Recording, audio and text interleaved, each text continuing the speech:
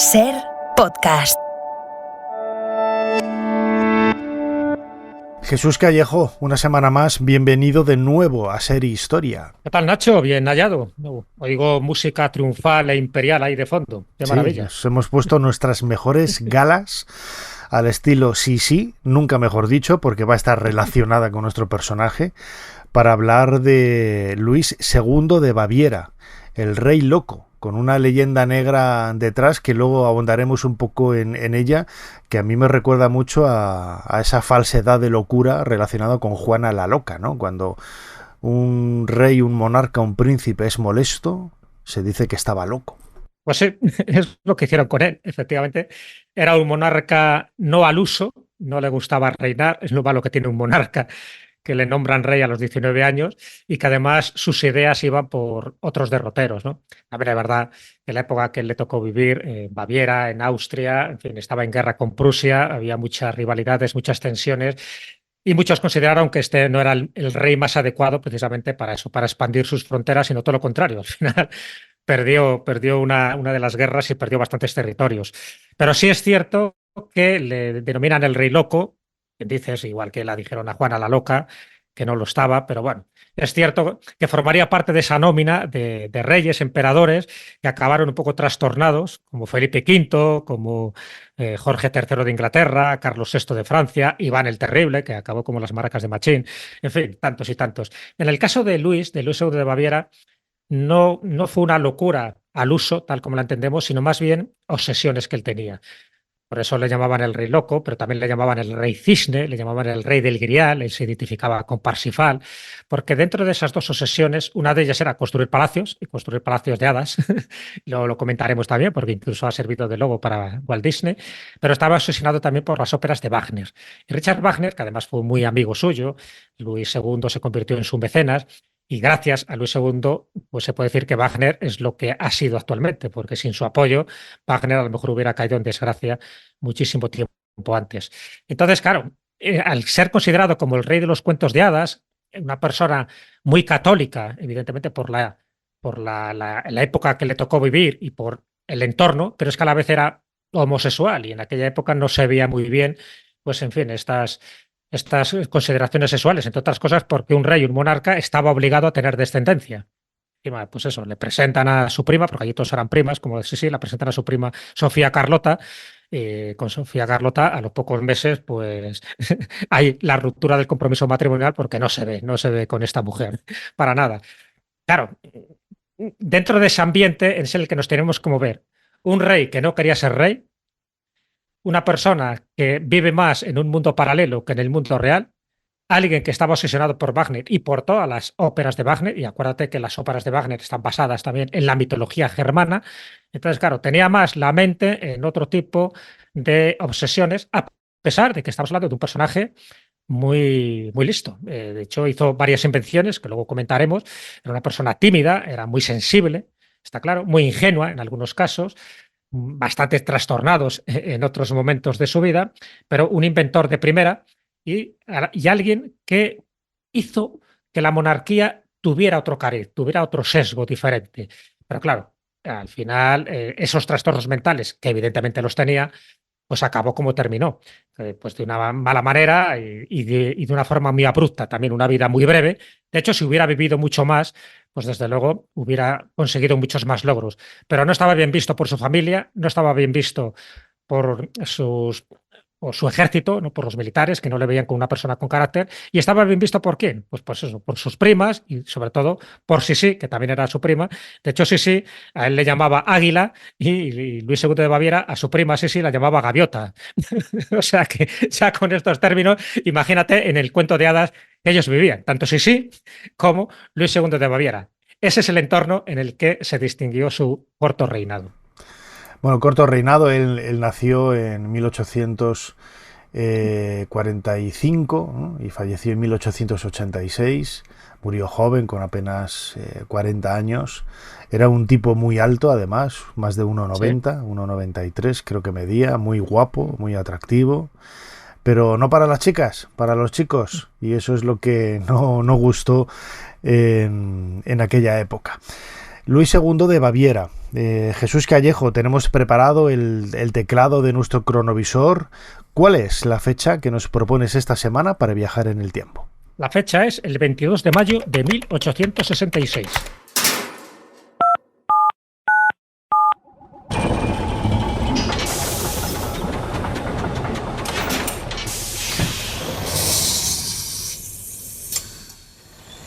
Adelante, pasen. Jesús Callejo les está esperando junto al cronovisor.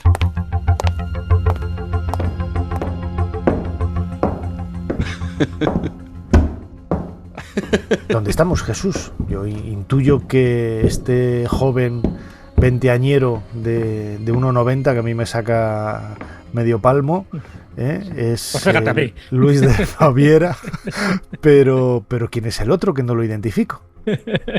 Richard Wagner. Anda. Richard Wagner, que está con su mujer, con Cosima Lis. Qué bueno. Lis tuvo una hija ilegítima que era Cosima, también una mujer prodigiosa y que acabó casándose con Richard Wagner. Y están en la casa de Tribschen, en un barrio de Lucerna, en Suiza, donde él tuvo la residencia, me refiero a Richard Wagner, donde vivió ahí unos cuantos años, posiblemente los años más felices de su vida. Y en lugar de ir Richard Wagner a visitarle, lo que hace Luis II de Baviera es ir a felicitarle este día, que es cuando el compositor cumple 53 años.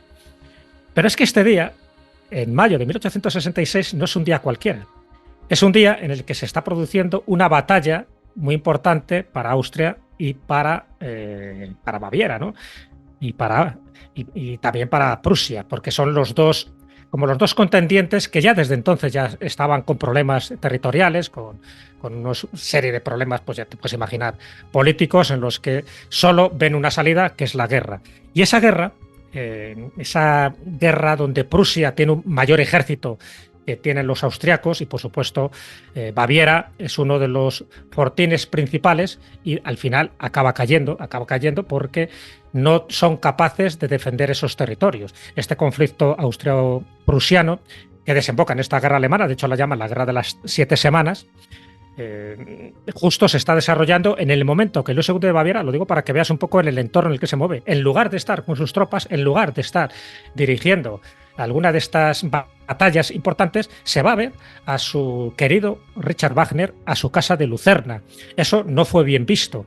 Bueno, para Wagner fue todo un honor, ¿no? Que ni más ni menos que el monarca le vaya a ver en su propia vivienda. Por supuesto, le llena de regalos. Uno de los regalos que le da es muy curioso porque es una mesa de mármol rojo que en el momento que tú la presionas o la tocas, se emite la letra de la nota La. La nota La es curioso porque es una nota musical que en el diapasón de aquella época no se conseguía que se emitiera con una cierta nitidez. Y además es la nota que era usada por las orquestas, era como referente de altura, ¿no? Para empezar cualquier partitura. No, entonces, y se sigue utilizando, creo, por mis amigos músicos, que el La es la nota que se sigue utilizando en la actualidad para afinar cualquier instrumento. Claro, exactamente. Pero es que en aquella época que te da el La, que no voy a decir la nota porque seguro que no es la que doy, sí. pero me suena que es el La, sí. Es el La.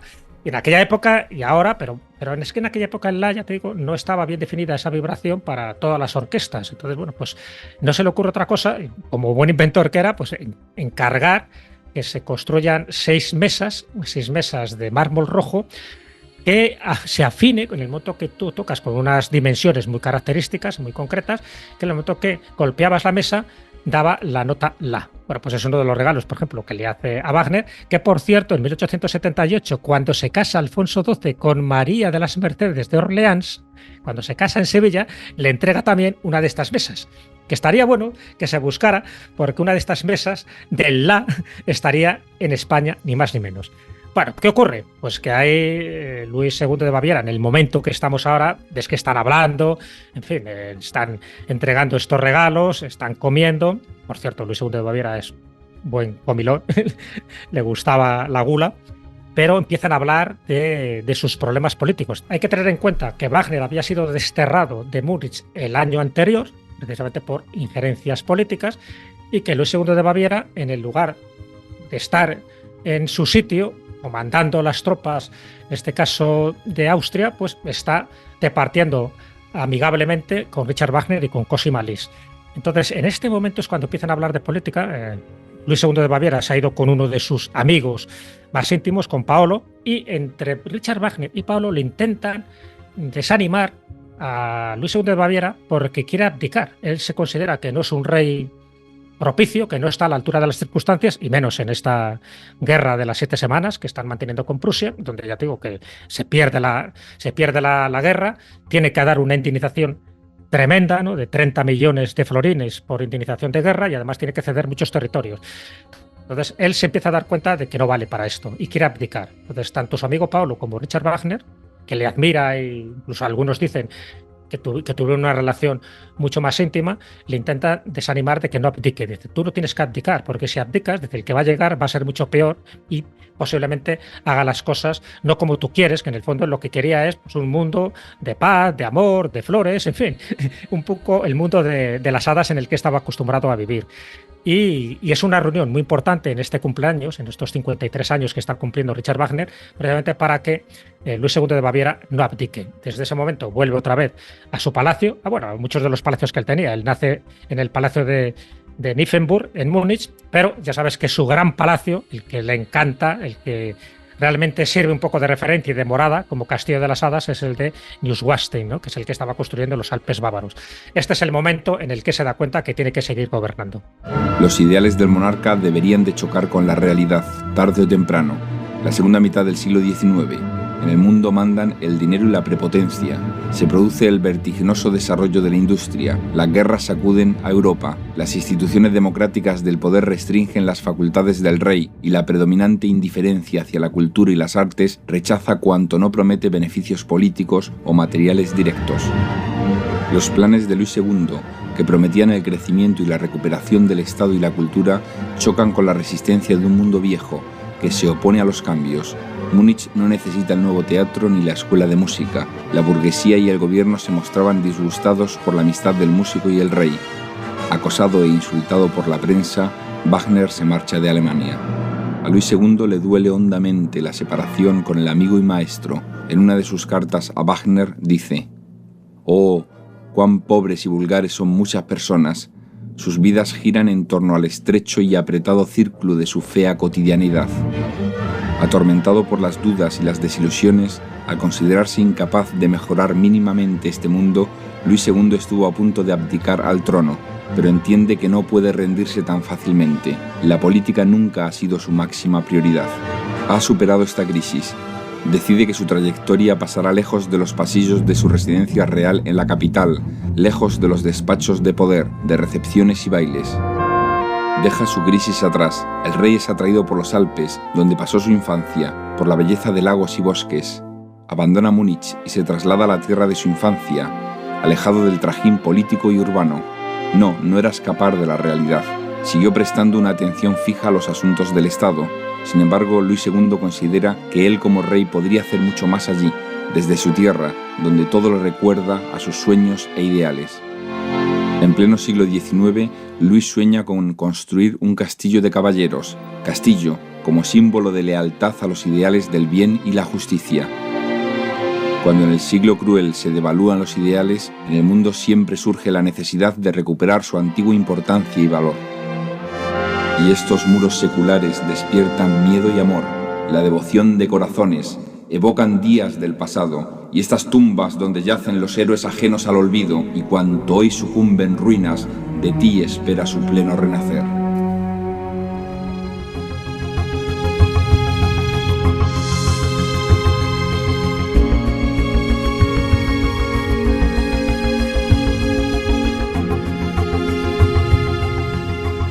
Escuchábamos un fragmento de un documental, Luis II de Baviera, El retorno de Lohengrin, en donde se habla precisamente de esos bajones, ¿no?, que tenía tanto en su forma de ser como en su decepción con el mundo, ¿no?, que lo rodeaba nuestro protagonista Luis II de Baviera. Jesús, antes lo comentabas y lo En la introducción del programa, en la careta, en el prólogo, que hemos puesto esa sintonía de Disney, que todos tenemos en la cabeza de todas las películas de Disney, donde sale ese castillo tan espectacular, pues muy poca gente sabe que ese castillo está inspirado precisamente en uno de los castillos de Luis II de Baviera. Así es, el logo de la factoría Disney, que ves que está la silueta de un castillo, esa silueta del castillo es de Neuschwanstein, ya te digo, en estos Alpes bávaros, que por cierto, Walt Disney lo visitó en vida porque quería, ¿no?, inspirarse en este lugar tan de ensueño, porque en el fondo ese es el castillo que aparece no solo en el logo, sino también en las películas como La Bella Durmiente o, por ejemplo, Cenicienta, ¿no? Ese es el castillo que Walt Disney consideró que representaba ese mundo irreal, ese mundo etérico, en fin, ese mundo bucólico en el que intentó refugiarse Luis II de Baviera, el mal llamado Rey Loco desde mi punto de vista. Pero es que no fue el único castillo, porque tuvo otros castillos como el Palacio de Lindenhof, que también es muy curioso, ¿no?, porque intentó hacer como un remake del Palacio de Versalles, pero en pequeñito, una especie de lugar, una casa de campo muy lujosa, pero de otra manera, o el Palacio de Herrenchiemsee, que está localizado en el lago Chiemsee y que también tiene todas esas características. Es decir, estaba obsesionado por construir palacios y por escuchar continuamente la música de Richard Wagner. Estas obsesiones es lo que le hacía desviarse de sus asuntos, pues, políticos, de sus asuntos de monarca, ¿no?, de sus asuntos cortesanos, hasta el punto de que él no quería comer con la gente, rehuía este tipo de actos sociales.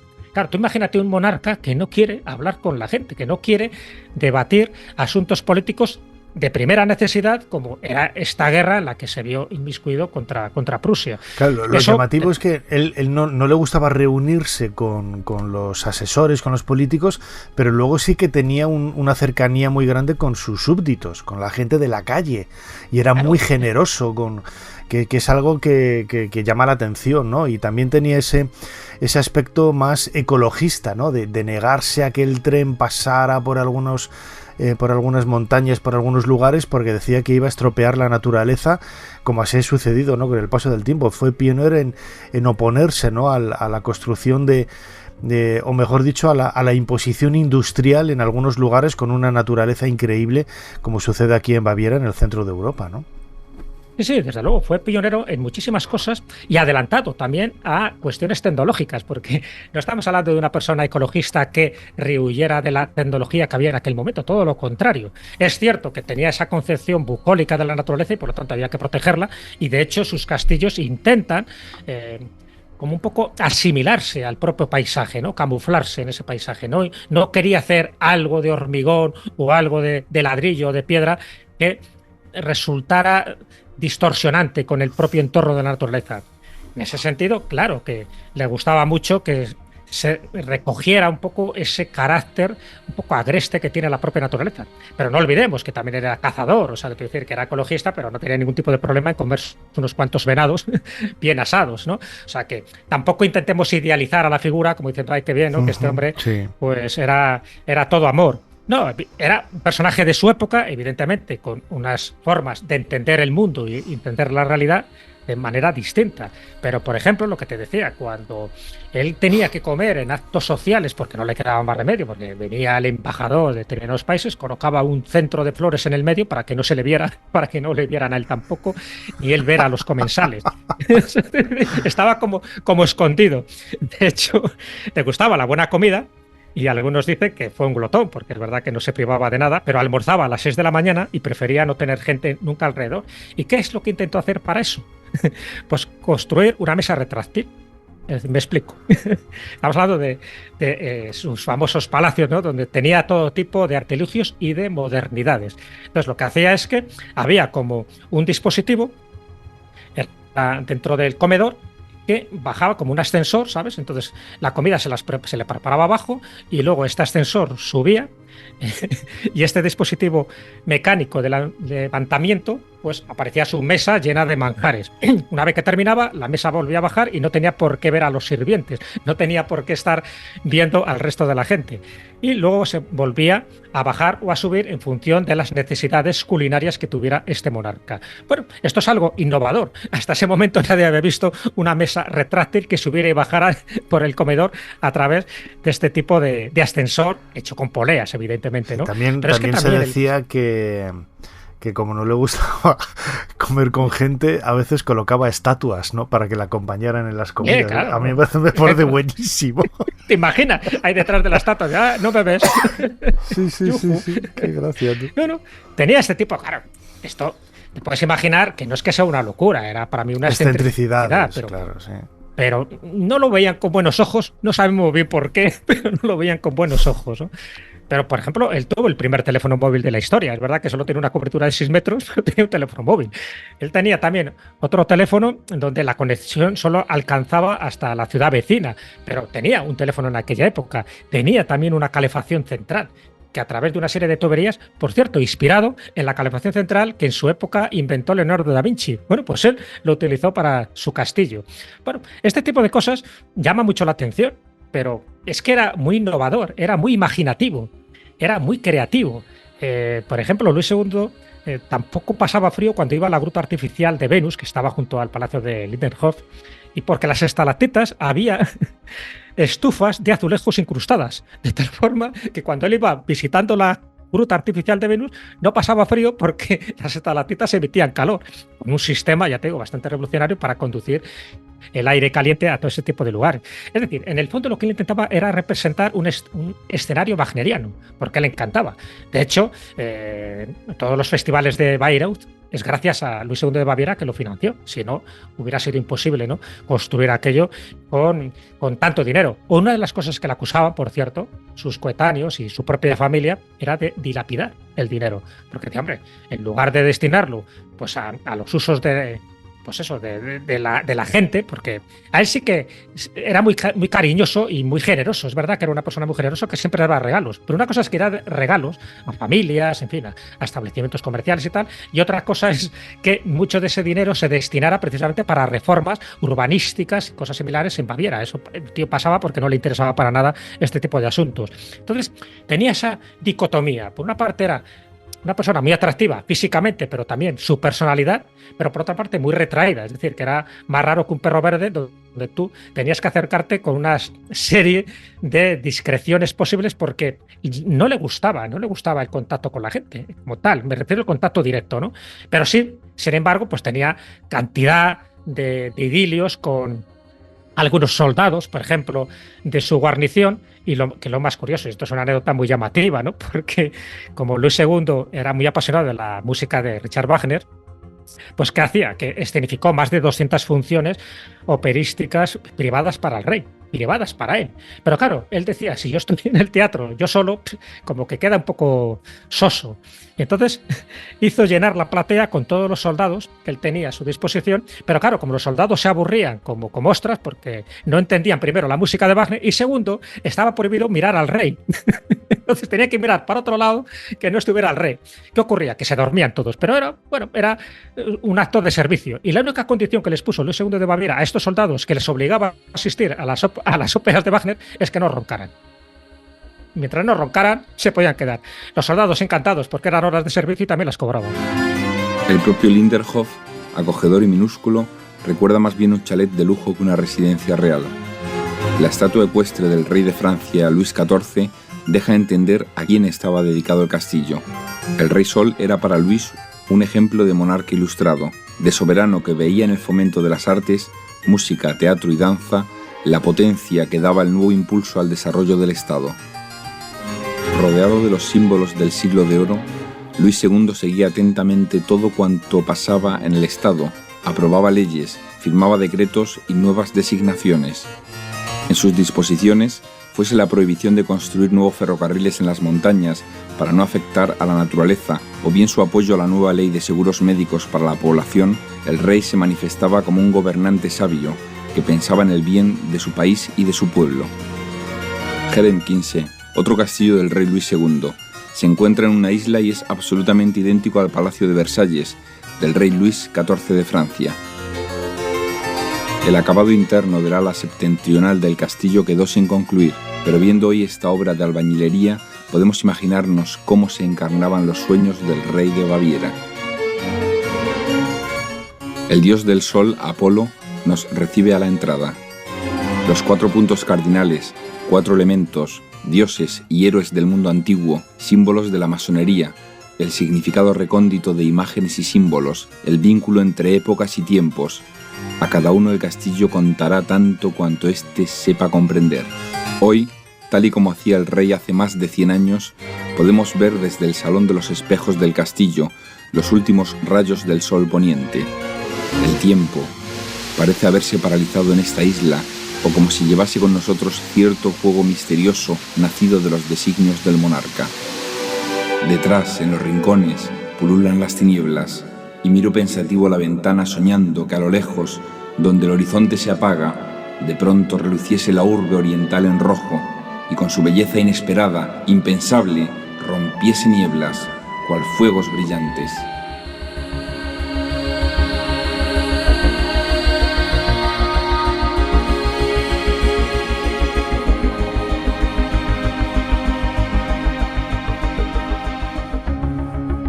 Escuchábamos un nuevo fragmento de ese documental Luis II de Baviera, el retorno de Lohengrin, hablando precisamente de uno de sus palacios, ¿no? El palacio de Lindenhof, en donde se tomaban algunos referentes, ¿no? con el rey Sol de Francia, que fue también uno de sus admirados mitos o iconos con los que querer compararse, ¿no? Vemos un poco esa dicotomía, lo que decías tú ahora, Jesús, entre cosas extraordinarias y luego pues cosas un tanto señalables o al menos criticables, ¿no? No solamente ahora, sino también en la época donde ya el antiguo régimen había caído en muchos lugares, ¿no? Sobre todo pues en Francia, ¿no? Después de la Revolución Francesa, las monarquías ya no tenían el poder ni la presencia que habían tenido en siglos posteriores, pero ahí Luis II de Baviera, con esas genialidades, ¿no? Supo mantener, ¿no? Hay un poco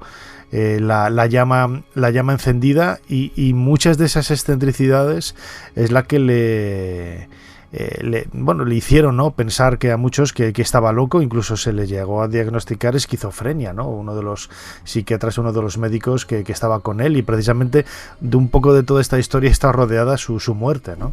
Sí, exactamente. Su muerte es un misterio.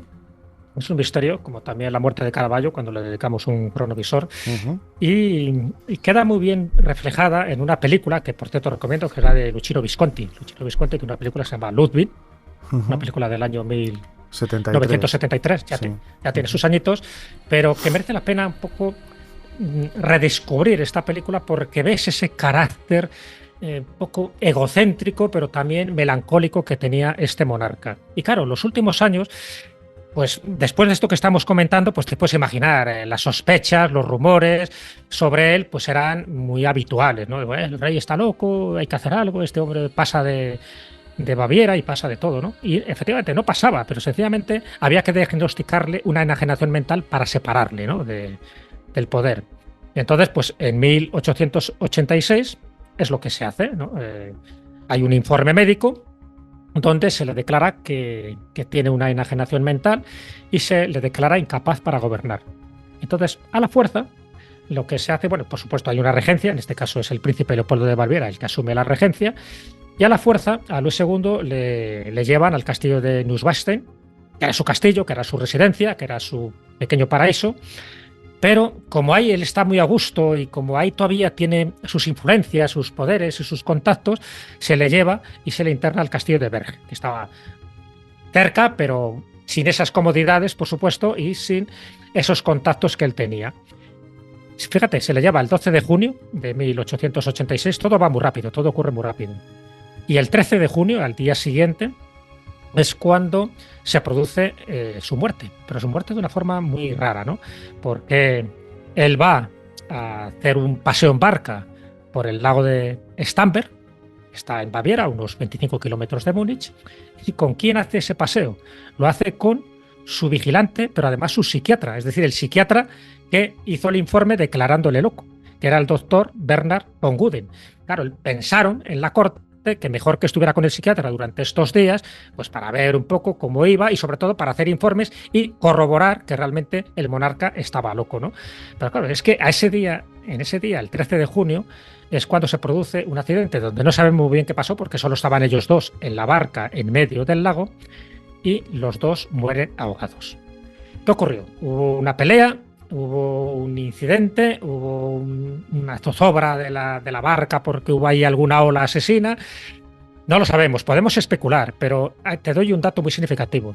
Luis II de Baviera era un buen nadador, nadaba como los peces. Entonces, si él muere ahogado y también muere su psiquiatra, es porque posiblemente él, en un arrebato, en un ataque, pues dijera, hasta aquí hemos llegado. No, por supuesto, no se sintió cómodo con la decisión de que le declararan loco, que hubiera un regente y que además le recluyeran en un castillo que no era el suyo, que era el castillo de Ver, y posiblemente dijera, bueno, pues hasta aquí hemos llegado y aquí terminamos. Y termina con su vida, pero también con la del psiquiatra, porque estaba en el momento más inadecuado, en el día que no debería estar, que era en este paseo por barca. Bueno, pues ahí se queda un poco la historia. Sigue siendo todo un enigma de qué es lo que pudo pasar. Esta es una especulación que yo hago, pero sería la más plausible porque no tiene sentido que la barca zozobrara y que los dos se murieran ahogados, porque la distancia hasta la orilla no era demasiado lejana. Así que esta es la trágica y corta vida de Luis II de Baviera, mal llamado el Rey Loco. Para mí me gusta más el Rey del Santo Grial, porque en el fondo él estuvo siempre buscando su propio Grial, que era la belleza, que era el conocimiento y que, por supuesto, era esa lucidez que al final los tiempos no le llegaron a dar. Es una figura emblemática, ¿no?, de la historia de Europa en el siglo XX. Hoy está enterrado en la iglesia de San Miguel de Múnich. Tengo que ir para allá dentro de unos días, así que seguramente haga una visita a la tumba de Luis II de Baviera en esta iglesia de San Miguel en Múnich, ¿no? Pero no está su corazón. Sí, es verdad, su corazón está con el resto de reyes, ¿no?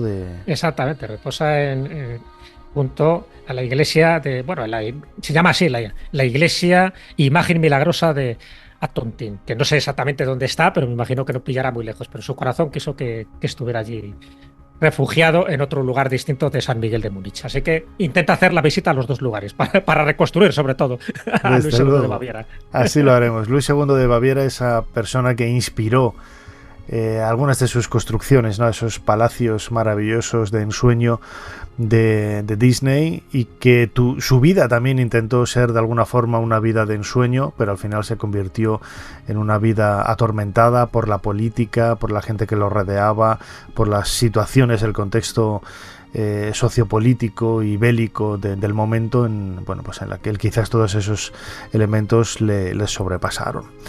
Jesús Callejo, crononauta como siempre, muchísimas gracias una vez más por habernos ayudado a hacer un poquito más de historia. Muchísimas gracias a ti y nos vemos en el siguiente Cronovisor.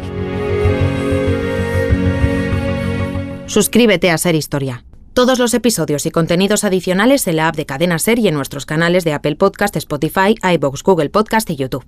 Escúchanos en directo en la Ser los domingos a la 1:30 de la madrugada. Cadena Ser. La radio.